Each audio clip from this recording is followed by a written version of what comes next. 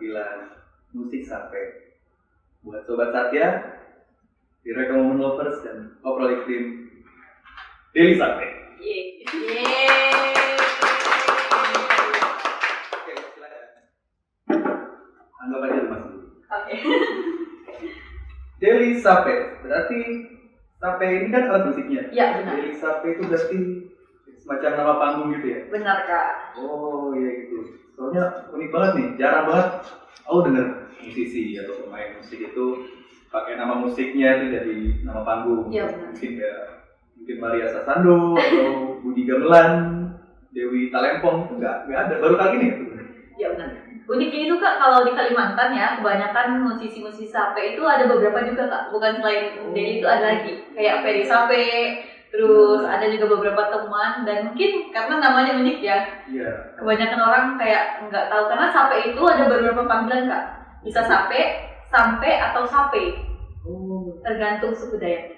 Oh iya, itu berarti memang beda-beda ya, walaupun wujudnya sama, tapi penyebutannya berbeda-beda. Oh, jadi Sape itu memang di seluruh Kalimantan atau cuma punya suku Dayak aja gitu?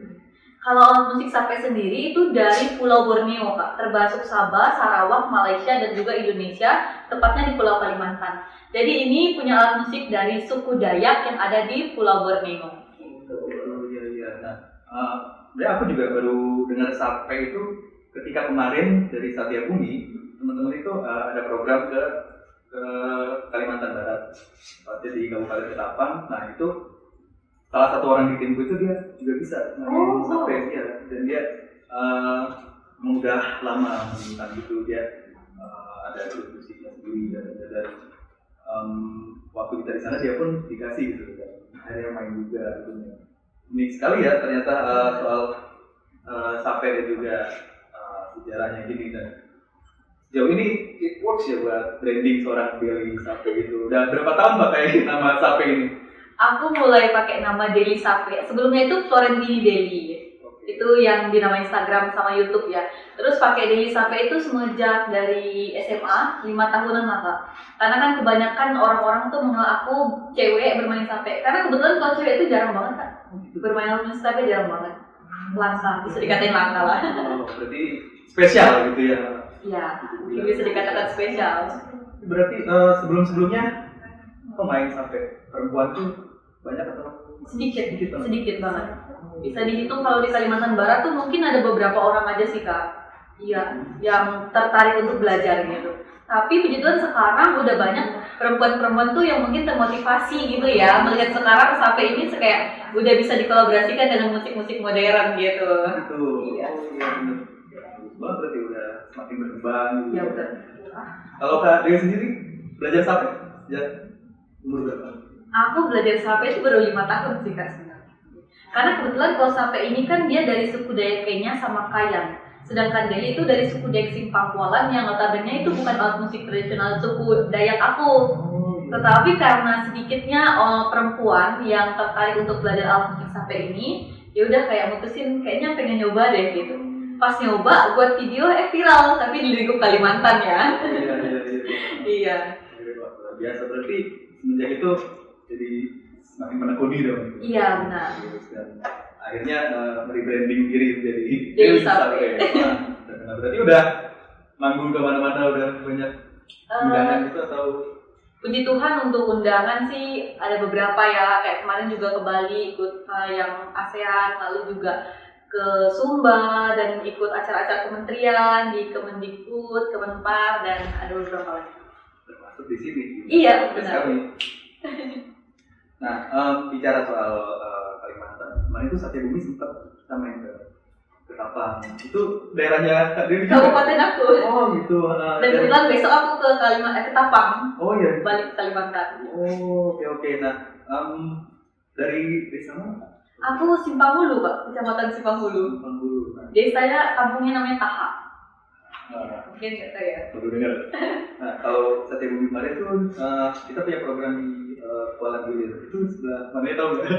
Ujung kampungku sih. Dia masuk dalam kan? Iya benar. Ya, benar. Aksesnya luar biasa itu, hanya motor-motor tangguh yang bisa. Benar. Kalau di desa Kak Yuli? Aku kebetulan udah di Jalan Trans Kalimantan yang menghubungkan antara Kalimantan Tengah sama Kalimantan Barat sih.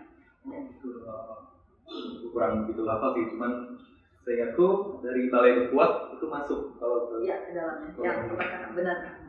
berarti dari Pontianak itu sekitar berapa jam? 5 jam ke kampungku.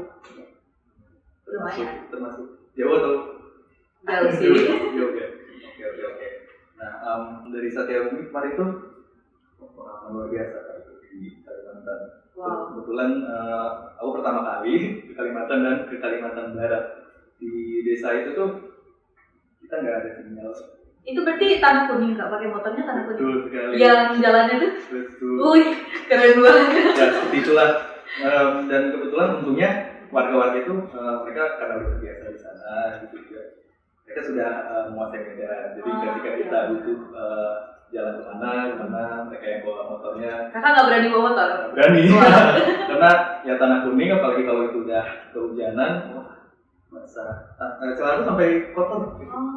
Waktu itu tim dari berapa orang? Kita waktu itu berlima, 6 dari Setiabudi kebetulan aku sendiri yang terakhir itu. Terus ada dari Indah Borneo, terus ada dari LPH Pontianak sana, dan juga dari Wali Kalbar. Nah itu kita beberapa hari kita di sana dan banyak banget yang bisa diingat itu. Salah satunya Wah iya benar banget durian Kalimantan. khas banget. Iya khas banget. Dan sekarang masih musim untuk jatuh yang kedua kalinya. Jadi kalau pas aku pulang masih musim durian. Wah bisa dibawa ke Jakarta lagi tuh ya. Iya sih. Soalnya aku yang biasa makan durian tuh cuma kuat paling 4-5 biji. Iya. Tapi di sana 12. Wow. Karena enak ya. Enak banget. Terus juga olahannya bisa jadi lupa namanya tempoyak. Oh tempoyak. Tempoyak. Tempia kalau bahasa Dayaknya. Tempia. Iya gitu. Iya. Bedanya? Bahasa penyebutannya aja sih kak. Iya.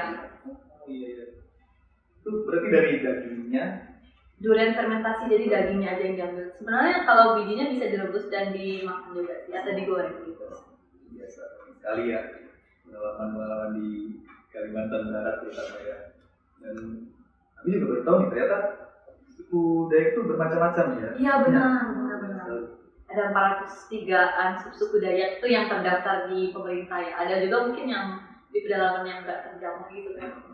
Dan di sana aku ketemu suku Dayak Polandia itu tempat bertemu dengan ketua adatnya juga di dusun Layang namanya. Oh iya ya. Layang dan itu akses dari dusun yang tempat aku nginep itu harus melalui sungai. Oh naik perahu ya kak? Benar. Itu banget. Motornya harus naik ke perahu jadi harus jaga keseimbangan itu. Seru banget. Seru sih, gimana kan? Menantang ya. Begitu pulangnya juga malam-malam itu pakai senter. Senternya harus di kepala. Iya benar harus. Jadi setiap warga kayaknya udah punya senter. Iya benar. Seru juga di sana ya pengalaman seperti itu. Nah terus di wilayah itu yang kulihat sana ya. Kental masih. Iya budaya sama. Salah satu ritual yang aku baru tahu itu ada namanya prosesi mandor. Mandor itu katanya semacam menancapkan pagar di area kawasan waktu itu perkebunan mereka itu ya. Jadi singkat cerita di sana mereka sedang berkonflik dengan salah satu perusahaan. Nah sebelum masalah itu selesai, pihak perusahaan itu tidak boleh merubuhkan si mandor itu. Kalau Kak Dwi tahu? Kayaknya kalau bahasa Dayak tuh ponti namanya. Iya, dia kayak patung gitu ya? Atau kayak pagar ya? Pagar. Karena dia banyak jenisnya. Ada yang kayak pagar, ada yang kayak patung dikasih mangkok merah. Nah itu kalau misalnya mangkok merah berarti tanda perlawanan, perperangan kayak pakai senjata gitu. Ada artinya sih. Iya waktu itu lebih ke pagar sih dan salah satunya mereka menjadikan macam sesajen terus makanan-makanan unik banget gitu. Aku baru pertama kali tahu dan kalau di suku Kak Dewi sendiri mungkin ada prosesi ritual atau apa yang belum banyak diketahui orang? Mungkin untuk prosesinya kalau yang agak mirip ya untuk berkaitan dengan lingkungan atau alam yang kita pakai, salah satunya kalau kita mau diriin rumah itu kita harus izin dulu sama pemilik tanah. Nah, dalam arti pemilik tanah ini namanya Nek Duata atau Tuhan kita gitu yang menjaga di kawasan itu. Jadi kita minta izin kepada orang yang pemiliknya, walaupun dalam hukum itu kita sebagai manusia pemiliknya ya. Tapi kan dalam kepercayaan kami itu ada roh leluhur kami yang menjaganya. Jadi kami membuat ritual dulu sebelum penancapan itu gitu. Oh iya, ya, itu juga diceritakan tuh kalau leluhurnya itu juga menyatu dengan alam. Benar banget. Makanya alam itu penting buat suku Dayak gitu. Ngobrolin alam juga suku Dayak. Kak Del ini juga sebagai pendiri dari sekolah adat Arus Kualan, betul? Iya benar. Boleh cerita nggak sekolahnya tuh seperti apa sih? Ya, kalau sekolah Arus Kualan sebenarnya sekolah adat yang berdiri sejak tahun 2014, pendidikan non formal yang kami bangun untuk anak-anak yang ada di Kalimantan Barat, tepatnya di Kabupaten Ketapang. Jadi itu lebih kepada literasi, pendidikan adat, kearifan lokal, lingkungan, dan juga belajar tentang alam gitu. Oh iya, berarti murid-muridnya tuh range umur berapa? Ya, kalau murid-muridnya yang paling muda itu kami dari umur 3 tahun sampai umur 17 tahun. Nah, di atas umur 17 tahun, mereka yang udah naik ke 17 tahun ke atas, mereka akan menjadi fasilitator atau pengajar lagi di sekolah adatnya. Berarti kembali ke untuk mengabdi lagi. Oke, itu berarti sejak kecil tuh, berarti kalau ada yang paling muda itu kurikulumnya seperti apa itu? Ya. Kalau kami sih nggak ada pembedaan sih. Jadi kalau kami ada namanya itu belajar tidak terasa. Jadi belajar tidak terasa tuh gini Kak, kita membebaskan mereka untuk belajar apapun tanpa kita tuntut kayak hari ini harus belajar ini ya, hari ini harus belajar ini gitu. Enggak, tapi kami membebaskan mereka, mungkin mereka mau belajar di alam atau mungkin mereka mau belajar tentang bahasa asing, itu kami yang memfasilitasi sesuai dengan kebutuhan anak itu sendiri. Jadi nggak ada yang dikategorikan ini atau ini. Berarti mereka datang terus ingin belajar apa? Iya benar-benar. Kalian yang menyiapkan. Iya, memfasilitasi. Seru juga ya, nggak diatur harus belajar ini belajar itu, nggak ada. Kalau targetnya itu mereka sendiri ya? Kalau targetnya itu dari sekolah kami lebih ke ingin mengajak generasi muda, khususnya generasi muda adat untuk membawa kembali kearifan lokal yang kami miliki. Karena kalau kita lihat sekarang kan Kak, di era modernisasi sekarang ini, kearifan lokal dan juga pengetahuan adat kami itu mulai tergerus. Nah, di situ peran sekolah adat ini untuk membantu menyelamatkan adik-adik kami ini yang mungkin mereka itu pendidikan modernnya lebih tinggi, sedangkan pendidikan tradisionalnya itu mulai menurun. Jadi kami ingin menyamaratakan antara dua pendidikan itu gitu. Oh berarti di antara mereka juga masih banyak yang bersekolah? Oh iya, semua rata-rata bersekolah formal. Itu berarti sekolah adat ini sore hari? Iya, setelah mereka pulang dari sekolah formal, nanti mereka akan datang ke rumah kami, kebetulan base-nya di rumah kami untuk belajar sekolah adat. Nah itu dari selama menjalankan sekolah adat ini ada cerita-cerita unik gak atau cerita konyol mungkin atau cerita menginspirasi dari beberapa murid itu? Kalau cerita menginspirasi atau menyentuh hati mungkin ada ya Kak, karena itu berdirinya 2014, aku itu baru kelas 6 SD Kak, BTW. Oh oke. Ya.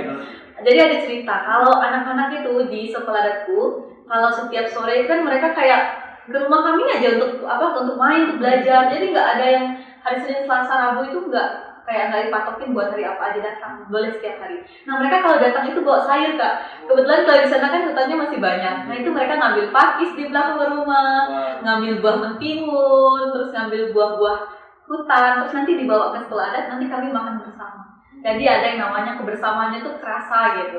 Itu namanya belajar tidak terasa.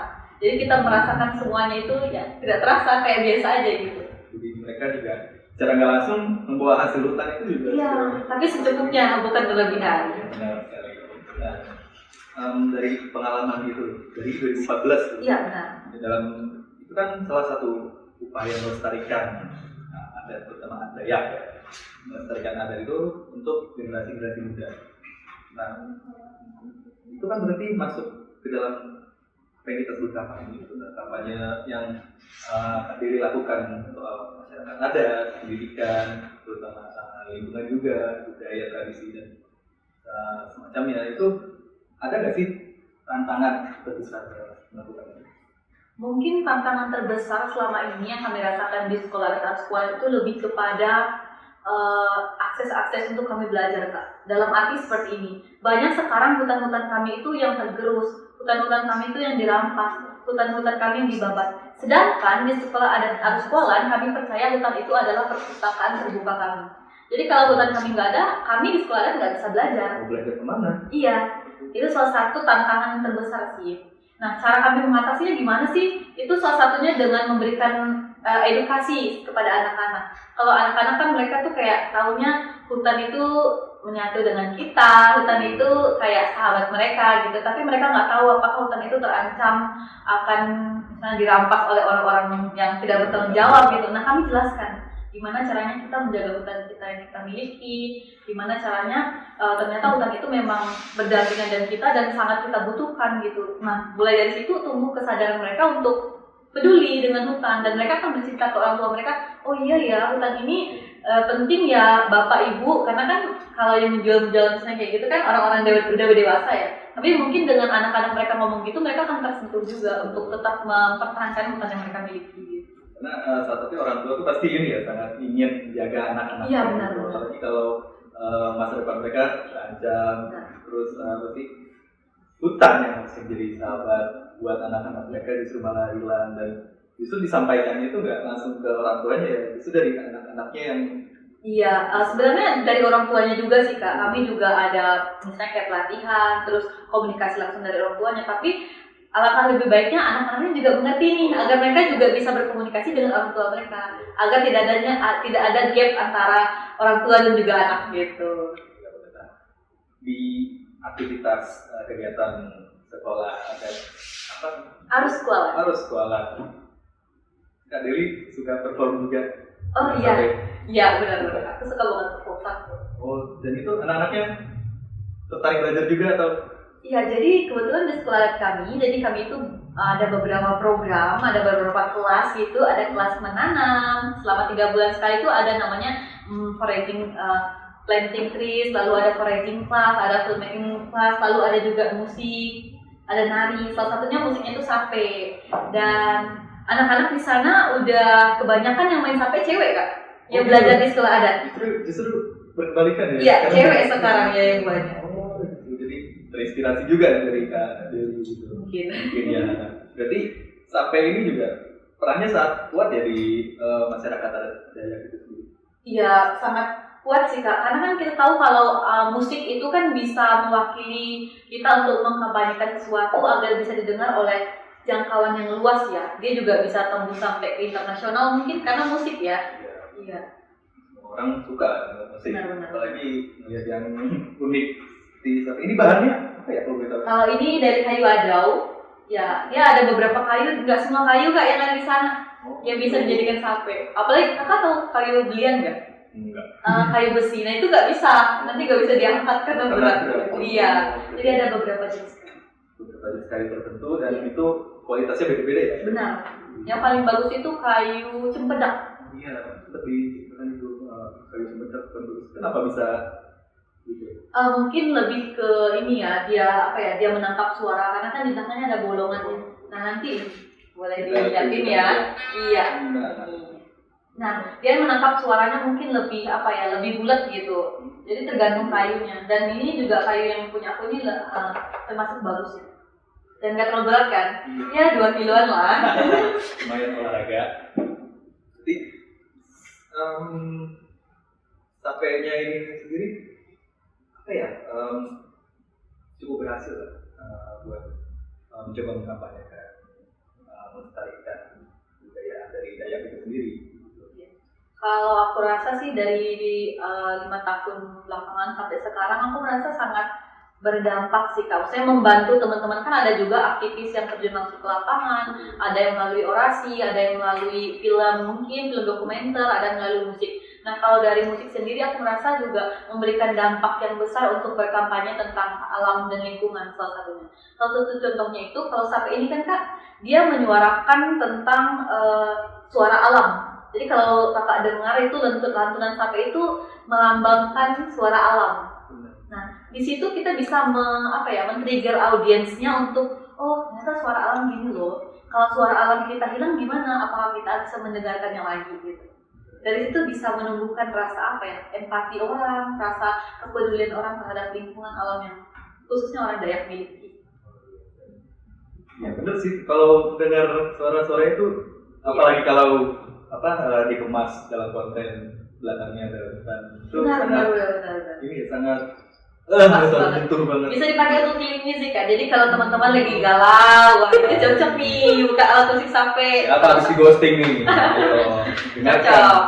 Cocok banget. Iya.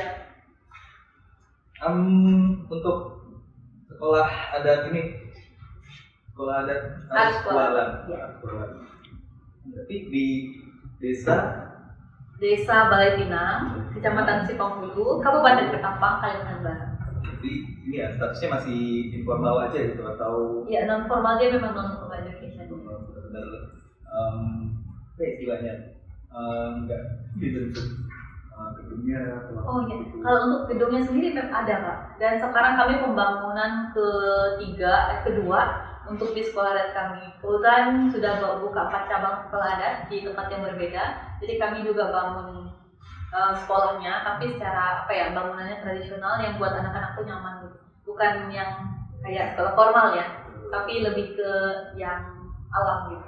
Jadi ini ya langsung berbatasan dengan kebun. Iya benar. Sampingnya hutan, air, sungai gitu. Healing guys. Iya benar, healing. Di samping sungai mendengarkan sampai. Wah. Mari datang ke Kalimantan. Ayo visit Kalbar. Memang ini ya, kalau aku kemarin ke Kalbar sampai sana wah udaranya. Iya. Dari udara aja udah beda sama Jakarta. Benar-benar. Kalau bisa dikantongin boleh. Nah, pas di sana banyak-banyak nafas. Alam istilahnya gitu kalau aku nyebutnya ya. Iya. Nah, kalau buat kita sebagai masyarakat biasa dengan masyarakat awam sebagai pendengar audiens yang ada di mana-mana atau pendengar, bisa nggak teman-teman kayak kita ini ngasih dukungan gitu buat sekolah adatnya itu?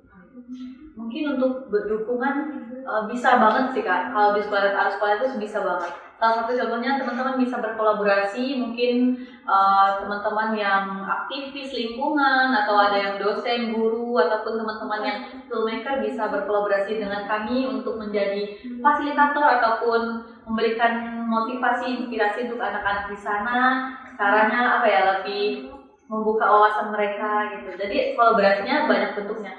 Nah, ini kalau untuk kolaborasi di sekolah itu juga tergantung kebutuhan. Misalnya dari sekolah ini, mungkin mereka lebih fokusnya ingin mengembangkan UMKM-nya, atau kalau dari sini ingin mengembangkan produk filmnya. Itu teman-teman filmmaker bisa tuh mengajarkan gimana cara membuat film yang baik gitu. Bisa banget untuk terbuka untuk berkolaborasi. Berarti memang sudah banyak peminatannya gitu ya? Udah. Iya, untuk sekarang sih udah banyak sih Kak. Jadi terbuka ruang untuk kerjasama. Benar, terbuka sekali.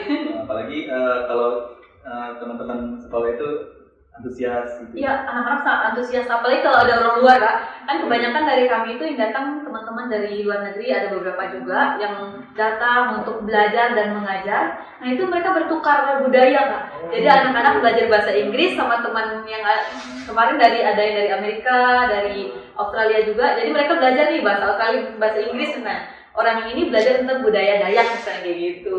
Jadi bertukar budaya. Bertukar ilmu budaya dan semacamnya. Ini ya sangat prosesnya luar biasa dari situ ya, bisa mendatangkan bahkan orang dari luar negeri gitu, orang-orang dari luar Kalimantan yang mau belajar, bahkan siswanya sendiri juga mereka juga termotivasi buat belajar lebih banyak soal dunia luar dan semacamnya. Dan bagi masyarakat Dayak sendiri kan yang sangat dekat banget dengan alam gitu kan, sangat dipupuk rasa memiliki alam, memiliki area-area kawasan hutan yang sejak kecil tuh menjadi rumah gitu ya, sebagai rumah sendiri. Itu kan sekarang mulai banyak nih, kalau dari yang banyak berita di Kalimantan mungkin sedang banyak pembukaan lahan perusahaan-perusahaan itu. gimana sih kabar-kabar itu mulai berdampak, atau mungkin di desa sekolah adatnya itu ada juga? Iya. Itu gimana tuh? Kalau di tempat aku itu memang ada juga sih Kak, pembukaan lahan khususnya untuk sawit ya. Yang sawit itu itu sangat menyedihkan sekali sebenarnya. Kalau kita lihat dari sisi masyarakatnya itu sendiri, memang mungkin lebih ke perekonomian mereka ya. Makanya ini salah satu PR bagi kami anak-anak daerah untuk gimana kami bisa membuka lapangan pekerjaan mungkin, ataupun memberikan apa ya, semacam training kepada ibu-ibu yang di sana, mungkin yang bisa menganyam kita bantu untuk belajar menganyam lalu dijual gitu. Jadi pekerjaan mereka kan tidak hanya di lahan sawit gitu. Nah, untuk lahan itu sendiri sebenarnya memang sangat terdampak kepada orang-orang yang lahannya itu terjual gitu Pak. Nah, itu juga salah satu anak di sekolah kami kan ada juga orang tuanya yang lahannya itu tergusur oleh perusahaannya gitu. Itu sedih sih Kak, karena mereka harus memperjuangkan apa yang hak mereka itu, sedangkan kita itu berlawanan dengan, tahu lah ya, orang-orang yang sangat kuat gitu. Jadi itu salah satu yang membuat kami sangat sedih. Ya, aku suka dengar cerita bahwa kalau orang Dayak itu emang ini ya, mereka selalu punya tanah untuk dipertahankan gitu. Iya, benar-benar.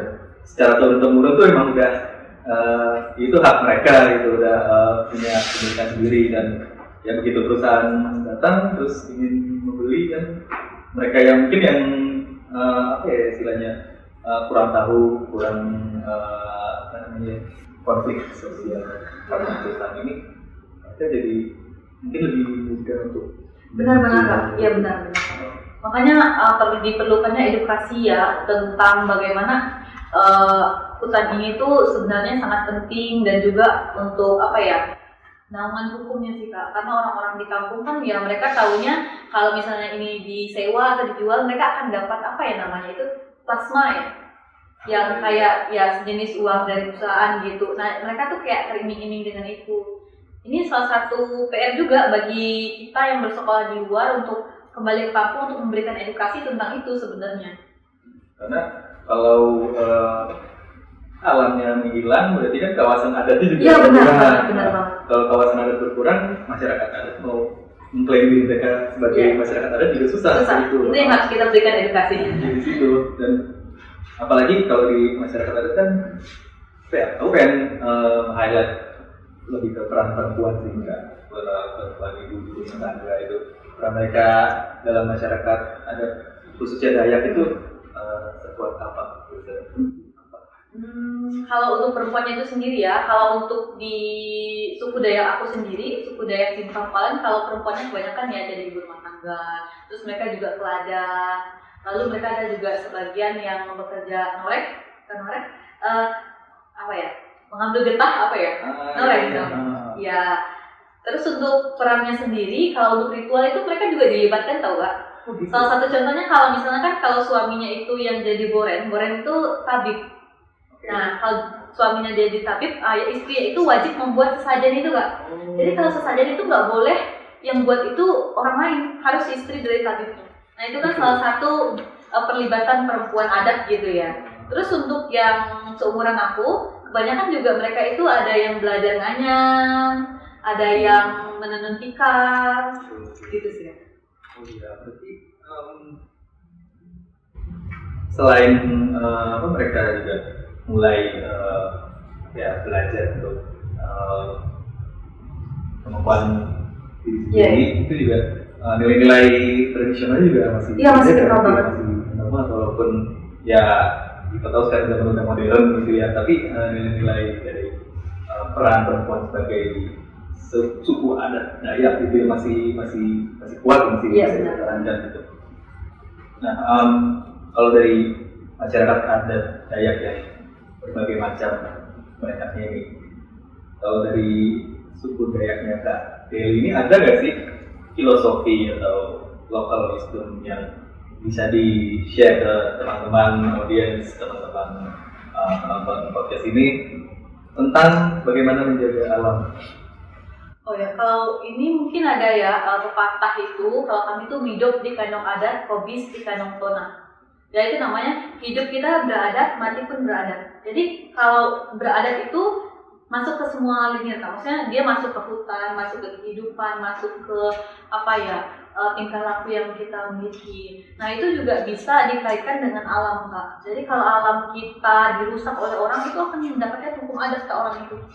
Nah, terus kalau alam kita itu misalnya dirampas itu juga ada. Jadi tergantung dengan dengan problem atau permasalahan yang terjadi. Jadi kata-kata itu bisa dikaitkan dengan semua kehidupan orang Dayak. Hidup di kandung adat, hobis di kandung tanah. Hidup kita beradat, mati pun tetap beradat. Iya. Sangat-sangat kental dari sejak lahir hingga mati pun tetap beradat. Beradat di sini bisa dikaitkan dengan beradat di mana kita menjaga hutan kita, beradat di mana kita menjaga alam yang kita miliki yang diturun-turunkan oleh leluhur kita, beradat dengan budaya yang kita miliki, bertanggung jawab dan berani mengakui diri kita orang beradat atau suku Dayak. Sebuah perjuangan yang bisa dirasakan dan juga bisa diaplikasikan ke kehidupan sehari-hari bahwa masyarakat adat Dayak tuh berjuang untuk tanah mereka, untuk alam mereka yang mana itu sudah turun-temurun selama berbagai generasi dan memang yang namanya Dayak pasti ada alamnya. Iya benar. Aku boleh cerita sedikit nggak sih? Boleh. Ya. Jadi gini Kak, kalau orang suku Dayak itu dia sangat identik sekali dengan alam. Jadi alam itu seperti ibu mereka. Apapun yang mereka inginkan, apapun yang mereka butuhkan, semuanya ada di alam. Tetapi orang Dayak itu sendiri, mereka hanya mengambil secukupnya. Jadi kalau kami bisa mengatakan bahwa alam atau hutan kami adalah minimarket gratis. Minimarket gratis artinya kami bisa mengambil rebung sepuasnya, mengambil pakis, mengambil buah-buahan hutan, tapi dengan apa yang kami butuhkan, bukan mengambil secara akhir. Jadi bisa dikatakan alam adalah sumber kehidupan kami. Jadi kalau hutan alam kami rusak, sumber kehidupan kami hilang, kami pun akan mati. Jadi memang sudah melekat dan juga tahu gitu kalau alam itu nggak bisa diambil seenaknya. Benar. Dan kemarin dari Pak Satya Bumi juga di Kuala itu ada namanya Bukit Sabar Bumbu. Itu bukit yang disakralkan gitu. Jadi masyarakat adat pun dilarang ngambil hasil dari situ karena kalau mereka ngambil bakal dihukum adat. Benar Kak, memang ada yang seperti itu. Seperti itu juga ya. Nah, sayangnya di bukitnya ini juga jadi korban penggusuran gitu. Jadi harusnya dijaga dengan asli dan juga milik masyarakat adat itu sendiri, justru malah pihak luar yang semena-mena. Itu bisa dikatakan hutan adat sih Kak. Jadi dia ketika itu dirusak oleh orang lain itu hukumnya sangat besar banget secara hukum adat ya. Jadi bisa jadi leluhur dari alam yang akan membalas. Iya, betul banget. Catat perusahaan. Untuk selanjutnya mungkin Kak Dewi ada jadwal untuk perform gitu di mana ada jadwal? Kebetulan besok jam 5 pagi aku itu balik ke Kalimantan karena tanggal 17 di Sekolah Sekolahan kami akan melakukan syuting untuk film dokumenter Sekolahan bersama Kemendikbud. Jadi teman-teman dari Kementerian Pendidikan, Ristek dan Kebudayaan itu akan datang ke Kalimantan Barat, tepatnya di Sekolah Sekolahan. Karena puji Tuhan, Sekolah Sekolahan menjadi salah satu sekolah adat yang terpilih mewakili Pulau Kalimantan. Mewakili Kalimantan. Ada satu lagi, tapi salah satunya sekolah adat kami. Iya. Berarti akan dibuat dalam bentuk benar. Perjalanan dari sekolah dari 2014 sampai sekarang. Patut ditunggu, catat tanggalnya. Tapi belum tahu ya kapan ya. Mungkin segitu dulu ya ngobrol-ngobrol kali ini. Mungkin kita bisa lanjut lain waktu di mana main sampai bareng. Iya. Atau ke kampungku ke sekolah Kak. Ditunggu ya. Oke, mungkin segitu dulu. Udah mulai kehausan. Buat Sobat Satya, Eureka Women Lovers, Sobat Koprol Iklim, jangan lupa like, subscribe, and comment.